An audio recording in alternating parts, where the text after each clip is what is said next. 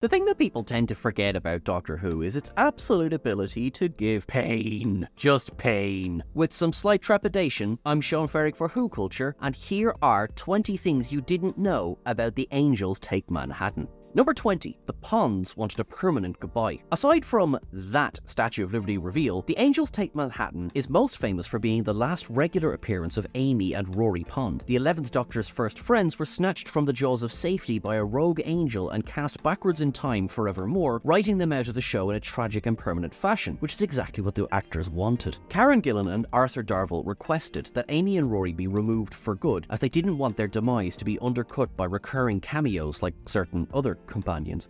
Rose. Gillan did go back on her word when she appeared briefly at the end of Matt Smith's final episode, but that cameo was both incredibly short and entirely fitting, considering Amy's connection to the Raggedy Man. Darvill, meanwhile, hasn't been seen in an episode of Doctor Who since departing. Number 19. It was originally the Daleks. It's difficult to imagine it being any other way, but the Weeping Angels were not the original villains of this story. Initially, it was going to be the Daleks. Writer and showrunner Stephen Moffat felt that such a devastating blow to the Doctor should be dealt by his oldest enemies, adding more heat to their eons-long feud. However, he was cautious about returning the Daleks to New York, as this had already been done, relatively recently, in Daleks in Manhattan: Evolution of the Daleks. Feeling that the Angels were a better fit for this somber noir setting, they were drafted in instead, and the Sons of Skaro were moved to the series premiere Asylum of the Daleks. The Daleks would probably have made for a much more predictable ending for the Ponds, so we're glad it wasn't them. Number 18. Middle name Mayhem. Whovians must have been delighted when they finally learned Rory's middle name in The Angels Take Manhattan, were it not for the small fact that he had to die for them to do so. On Rory's tombstone at the end of the episode, the text reads, "In loving memory, Rory Arthur Williams,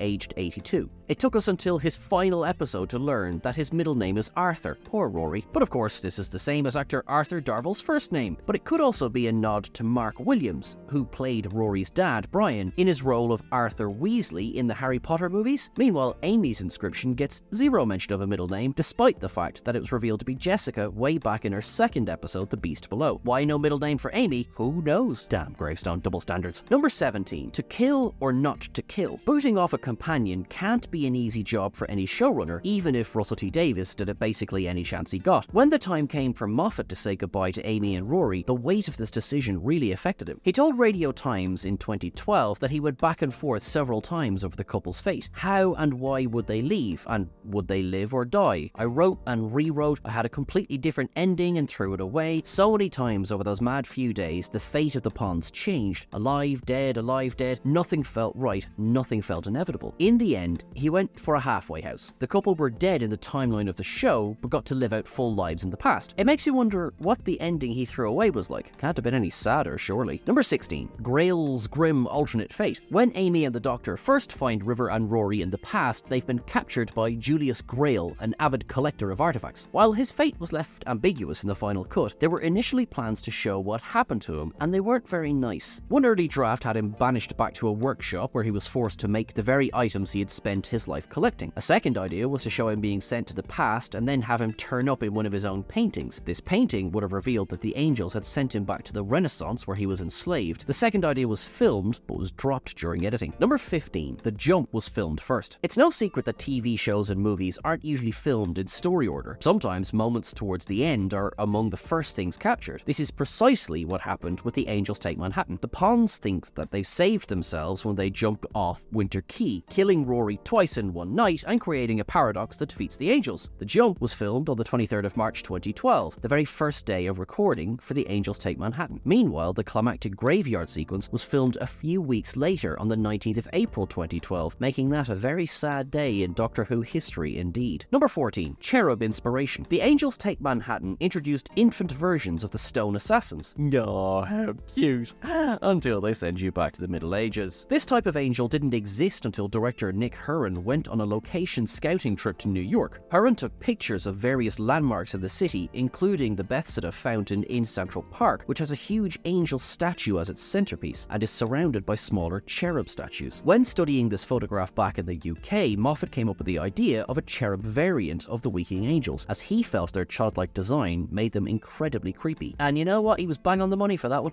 Number 13. Karen Gillan read the afterword. The Angels Take Manhattan is bookended by the the Doctor reading a novel written by River Song, which details the events of the episode before and after they happen. At the end, the Doctor reads the last page of the book, which turns out to be a special message written by Amy to let him know that she and Rory lived a good life and still loved him always and forever. It's a heavy scene, one of the last bits of communication between the girl who waited and her Raggedy Man. So Gillan felt it was important that they did as much possible to get it right. This resulted in Gillan sitting just off screen, reading the letter aloud to Smith to get as much emotion as possible out of his performance. Amy and the Doctor, friends till the very end. Number 12, the letter scene's crazy filming conditions. Speaking of this scene, it was way more complicated to film than you'd think it would be. For this tearful farewell, Smith was afforded not 3 takes, not 2, but one take. This is because it was shot on location in Central Park, where hundreds of people had gathered to watch it being filmed. Imagine the stress the crew must have felt. It can't have been easy. Smith was given a different page of the book to hold in case somebody photographed the real one, and Gillan was forced to read her lines incredibly quietly in case she was recorded. Despite all this pressure, Smith pulled it off, which is a testament to just how bloomin' good of an actor the man really is. Number 11. It was almost wibbly-wobblier. The Angels' first episode, Blink, gave the world one of the ultimate Doctor Who memes in the form of Ten's legendary wibbly-wobbly timey-wimey speech. So it makes sense that such mind-bending concepts nearly made a return in one of the Angels' most prominent appearances. Plans for the Angels Take Manhattan originally featured a much more complex depiction of their time manipulation powers. Audiences would have seen even more versions of Rory running about the Winter Quay, as well as different incarnations of Sam Garner, the detective from the cold open. Additionally, the girl Garner sees in the window was to have been staring at an older,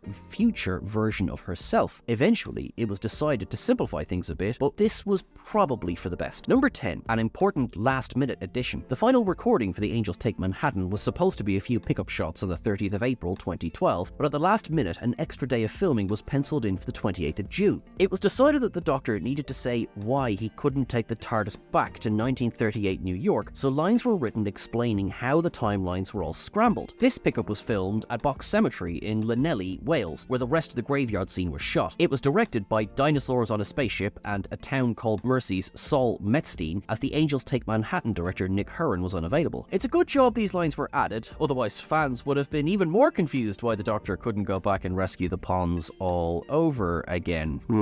Number 9, Pond River Publishing. Spoiler alert, but everybody knows that River Song's real name is Melody Pond, and there's a subtle reference to both these monikers in The Angels Takes Manhattan. The book that starts this whole mess, Melody Malone, Private Detective in Old New York Town, is written by River and published by Amy. As a result, the name of the publishing company is Pond River Publishing, a neat little nod to both mother and daughter. This detail isn't visible in the episode, but it was confirmed by some production artwork. The actual text inside the book was taken from a real novel called The Thin Man by Dashiell Hammett. Hammett was a famous detective writer in the 20s and 30s and was responsible for penning The Maltese Falcon, the film version of which heavily inspired The Angels Take Manhattan's tone and setting. Number 8, A Story of Lasts. Amy and Rory weren't the only ones saying goodbye in this episode. It was also the final appearance of the title sequence that had been used from the 11th Doctor's first outing, with the next episode, the 2012 Christmas special, The Snowmen, introducing a redesign. The Angels Take Manhattan is also the last time we saw Eleven's tweed jacket and his first TARDIS console room, both of which were also replaced in The Snowmen. The loss of the Ponds truly was the end of an era. Number 7, the epilogue that almost never was. In The Power of Three, Rory's dad Brian makes the Doctor promise that he'll bring his son and daughter-in-law back safely. The Time Lord agrees, only to betray that trust one adventure later. Poor Brian had his entire world turned upside down with seemingly no explanation. That is, until you watch P.S. Premiering online shortly after The Angels Take Manhattan's broadcast, P.S. is a short animated scene of Brian receiving a letter from Amy and Rory delivered by their adopted son. This sequence, which was written by Chris Chibnall, was supposed to be filmed in live action, but Brian's actor Mark Williams was unavailable for the shoot. Rather than scrapping it entirely, the storybirds were animated and Arthur Darvill was brought in to narrate, resulting in a heartfelt epilogue to the Pond's journey. Number 6, it's fans' favourite episode of Series 7. 7. Series 7 was a strange time for Doctor Who, as it was split into two distinctive parts, one with the Ponds and one without. There were some great episodes either side of the divide, but the one that Whovians thought was the best of the bunch was, you guessed it, The Angels Take Manhattan. On IMDb, the episode is the joint highest ranked along with The Name of the Doctor, both of which scored 9 out of 10. Though if you count the specials as part of the series, The Day of the Doctor tops them both with 9.3 out of 10. Other contenders for the top spot were Asylum of the Daleks at 8.5, The Bells of St. John at 7.8, and Hyde at 7.6. Number 5. Brightwell and Hyman. No, Brightwell and Hyman is not a firm of lawyers or estate agents, but rather the name of a company that makes matches. Rory uses a box of Brightwell and Hyman matches to fend off the cherub statues, but what you almost certainly didn't know is that this brand would appear in Doctor Who again. A few episodes later, in The Crimson Horror, a poster can be seen in the background of a shot advertising Brightwell and Hyman quality matches. This makes sense, seeing as how the setting of Sweetville centers around a giant match factory. Brightwell and Hyman is never once spoken on screen, making this quite possibly one of the most obscure connections in the show. Number 4. Why the Doctor can't visit the Ponds. One of the biggest bugbears fans have with The Angels Take Manhattan is that, in theory, the Doctor could just hop in the TARDIS, choose a random city in the past and tell the Ponds to meet him there. But unfortunately for a Fez-loving hero, he's played fast and loose with the rules of time, and Amy and Rory's history was too wibbly-wobbly to interfere with. At least that's the explanation offered by Stephen Moffat, who said he can't interfere. In normal circumstances, he might have gone back and said, look, we'll just put a headstone up and you'll write the book. But there is so much scar tissue, and the number of paradoxes that have already been inflicted on that nexus of timelines that will rip apart if you try and do one more thing. He has to leave it alone. Considering how often Doctor interferes with those timelines and fixed points, it's an explanation that's unlikely to satisfy many fans. But over a decade later, it's the only explanation we're ever going to get. Number 3. It has a sequel. During the COVID-19 pandemic, Whovians around the world came together to watch old episodes of the show. To coincide with the screening of The Doctor's Wife, a short film was produced called Rory's Story. Written by Neil Gaiman, it featured Mr. Pond talking to his soon-to-be adopted son Anthony from 1946. He's filming himself on a smartphone he'd carried from the future.